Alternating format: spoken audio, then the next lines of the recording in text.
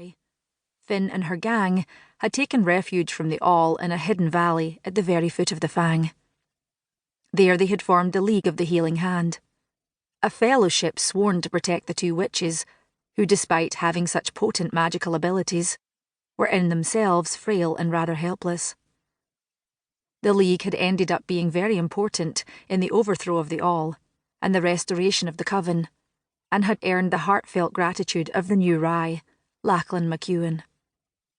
Remembering, Finn thought rather wistfully that those years had been the happiest of her life.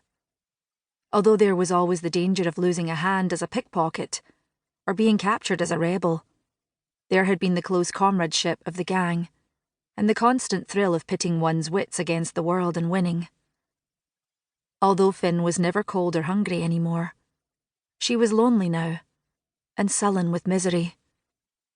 The constraints of court life chafed her unbearably, and she felt all the court ladies, including her own mother, disapproved of her greatly. It had been 5 years since Finn had discovered she was not an orphan of the streets, as she had thought, but the daughter of the Priansa of Rurach. She had been kidnapped by the All as a mere child of 6 in order to force her father to their will.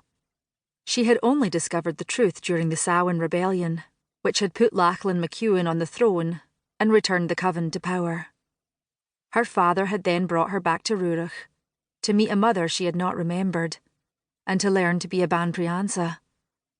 Although Finn had felt a wrench at leaving her friends, she had been eager to see her home and her mother, and to enjoy a life of ease. But although Castle Rurach was as luxurious and comfortable as she had imagined, it was also boring. Built high in the mountains, it was a long way from the crowded streets of Lochercity, with its merchants, artisans, street performers, thieves, and idle nobility. A young lady of Rurach was expected to spend her time with the other ladies of the court, plying her needle in exquisite embroidery, and discussing the newest way to cut a sleeve. Finn had no interest in fashion, refused to learn how to sew, and thought of her mother's retinue as a gaggle of fussy old hens. The towering range of mountains that culminated in the crooked spire of the Fang was no longer a source of wistful longings, but instead a prison wall which kept her locked away from the world, with no chance of escape. If Finn had known the secret way over the mountains, she would have run away long ago, searching out her old friends in Lochercity. She did not know it, however, and so she took what pleasure she could in defying her mother and shocking the castle. Goblin had curled up to sleep, but suddenly the little cat raised her head, ears pricked forward. Finn tensed. She heard a step on the stair. She knocked out her pipe with one hand and thrust the other into her pocket, drawing out a small square of tightly folded black material. With a shake it billowed out into a cloak, which she wrapped around her swiftly. Wherever the silky stuff brushed against her skin, it tingled and stung, and all the little hairs rose. She pulled the hood up to cover her face and sat very still. A gangly young man came out onto the battlements and stood hesitantly. Her father's piper. He was dressed in the castle livery, a black and green kilt with a white woolen shirt and black jerkin. Although he had wrapped his plaid around his thin shoulders, it was bitterly cold out on the tower heights, and he shivered and rubbed his arms.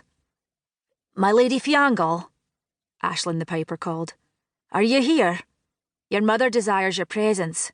My lady?" Finn said nothing. Aisling stared about with a troubled expression, and called her again. When there was no response, he turned and clattered back downstairs. Finn stuck out her tongue at his retreating back, and shrugged off the cloak, which somehow always made her feel even colder. She huddled her furs closer around her neck, and brought out her precious hoard of tobacco. "Why canna they ever leave me alone?" she said resentfully to the cat, who was still curled up on her lap. "Always following me about, spying on me, tittle-tattling. Anyone would think they had naught else to do." She puffed on her pipe angrily, kicking her legs against the stone.